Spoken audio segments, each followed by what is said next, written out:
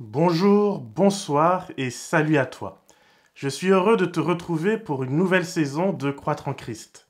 Si on ne se connaît pas encore, je m'appelle David Millard et je suis pasteur.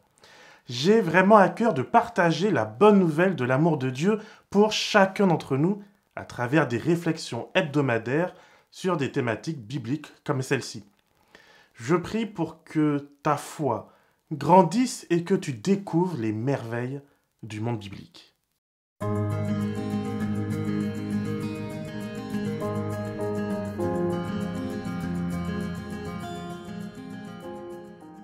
Nouvelle saison, et oui, déjà la 7e, et donc nouveau sujet. Cette fois-ci, nous allons étudier ensemble un livre un peu particulier. Je vais être honnête avec toi. C'est pas forcément le livre biblique qui fait le plus rêver. Et pourtant, c'est dommage, parce qu'il contient des informations très importantes pour notre foi. Je vais donc m'efforcer de le rendre le plus compréhensible que possible. Et pour ce faire, je t'invite à participer à cet effort en posant tes questions et en n'hésitant pas à faire des remarques. Tu peux le faire en commentaire. Mais pour introduire ce livre et les thèmes qu'il contient, je t'invite avant à faire un détour dans le livre des Actes des Apôtres. Il s'agit d'un livre du Nouveau Testament qui va nous aider à comprendre comment les premiers disciples du Christ, les premiers témoins du ministère de Jésus ont interprété le corpus de l'Ancien Testament.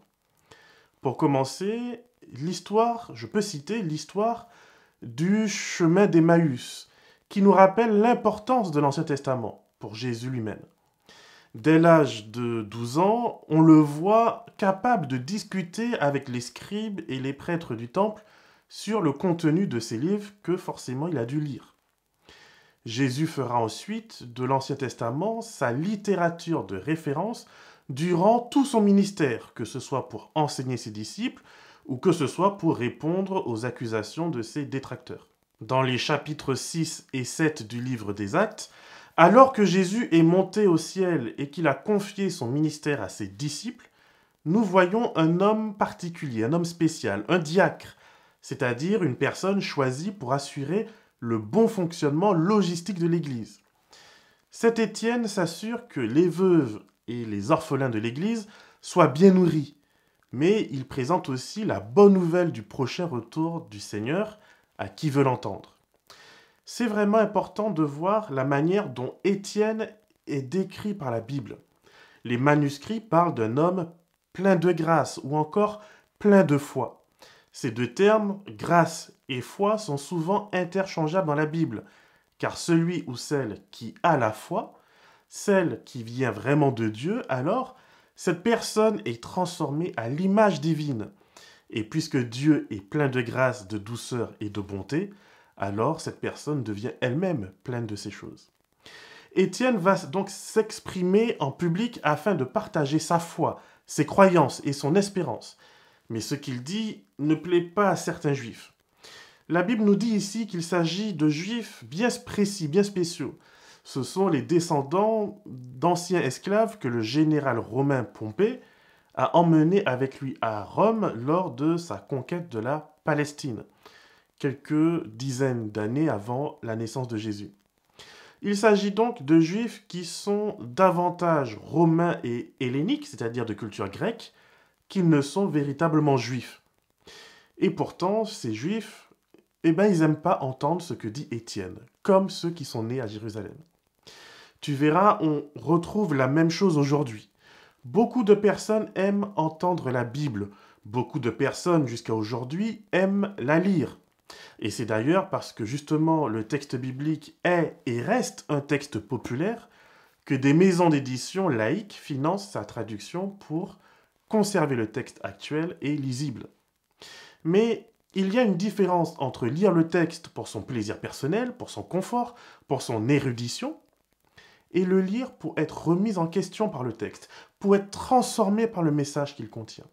Et ce qui est à chaque fois étonnant dans la Bible, c'est qu'autant les libéraux que les conservateurs juifs, ils se retournent finalement ensemble contre Jésus et ses disciples.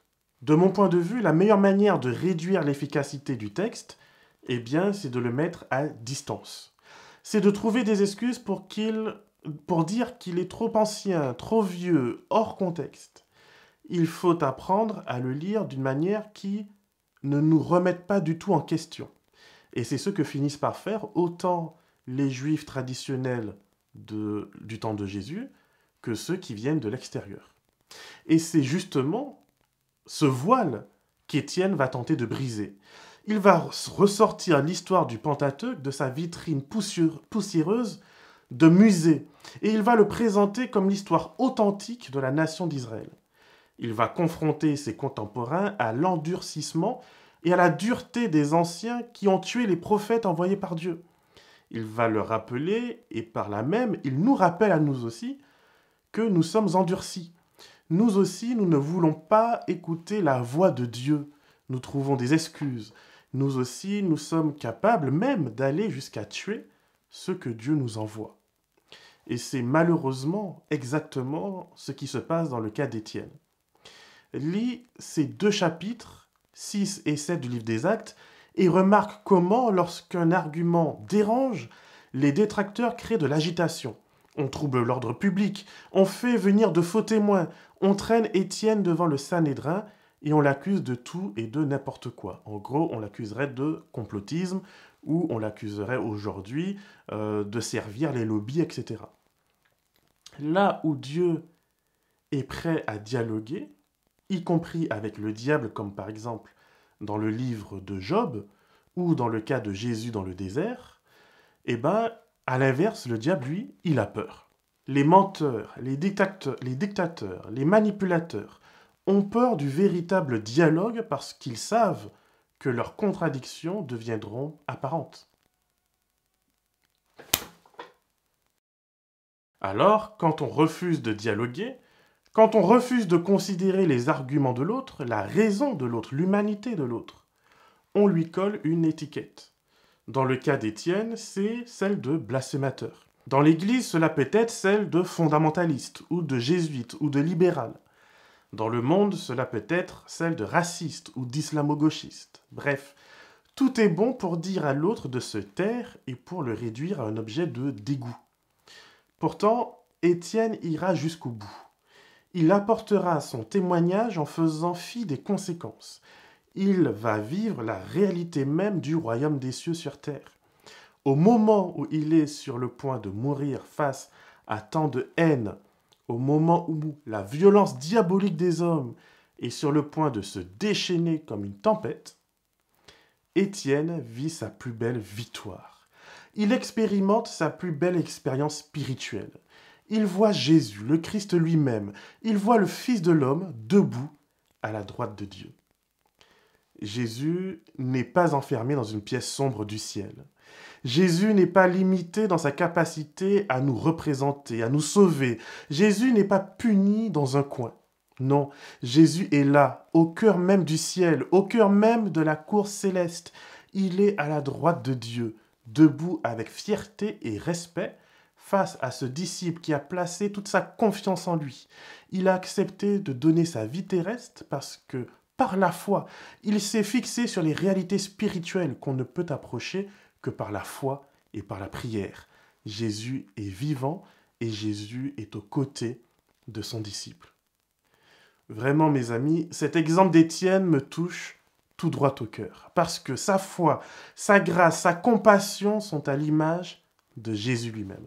Alors que son visage est rayonnant comme celui d'un ange selon le texte, alors qu'Étienne est manifestement connu comme un homme bon et serviable, son expérience spirituelle dérange le consensus ecclésial. Son expérience religieuse fait tache. Alors, on se bouche les oreilles, on crie, on essaye de couvrir sa parole, sa vision et la preuve de la présence de Dieu par de l'agitation humaine, par de la violence, par des discours sans fin, par des menaces et ultimement par meurtre. Et puis tandis que, une fois de plus, on tue au nom de Dieu, on détruit l'image du Très-Haut au nom de la religion. Lis avec moi ce que dit un véritable enfant de Dieu. Étienne reste calme. Il se met à genoux alors que les pierres volent en sa direction. alors que les visages emplis de colère, les bouches pleines de haine et les mains chargées de cailloux. Les serviteurs de Dieu qui s'apprêtent à servir le diable face au véritable serviteur de Dieu, le diacre, celui qui est au service des autres. Voici ce qu'il dit. Face à la mort, il n'y a pas de faux semblant. Il aurait pu maudire, il aurait pu insulter, il aurait pu demander à Dieu vengeance. Étienne, vraiment Étienne, ton exemple m'émeut, ton exemple me touche.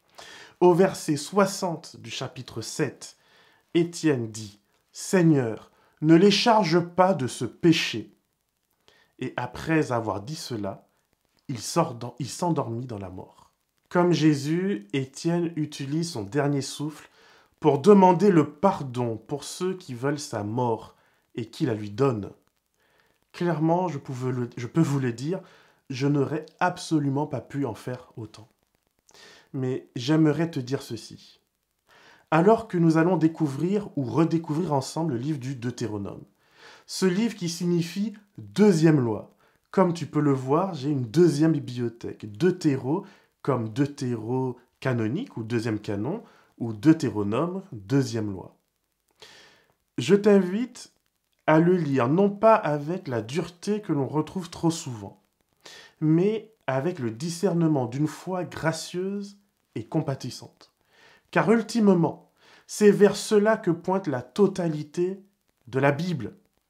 N'utilisons pas notre connaissance de ce texte pour condamner, juger et tuer nos frères et sœurs qui sont, y compris ceux qui sont dans la foi et qui n'en sont peut-être pas encore à notre niveau.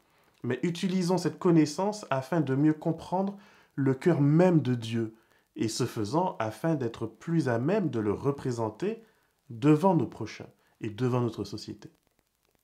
Cher ami, en effet, il est possible de lire le Deutéronome avec distance, froideur, soit avec excès de zèle qui nous mène à condamner les autres, soit avec un tel recul qu'on considère le texte comme dépassé. Personnellement, je m'efforce d'être un disciple du Christ, ni plus ni moins. Et quelles que soient les objections scientifiques convaincantes qui puissent exister face à ce texte, je choisis en tant que disciple de le lire comme le ferait Jésus, comme le ferait Étienne, car je ne suis pas plus grand que mon maître, que celui qui m'envoie. Que le Seigneur te garde et te bénisse, et qu'il fasse de toi une source de bénédiction pour l'éternité.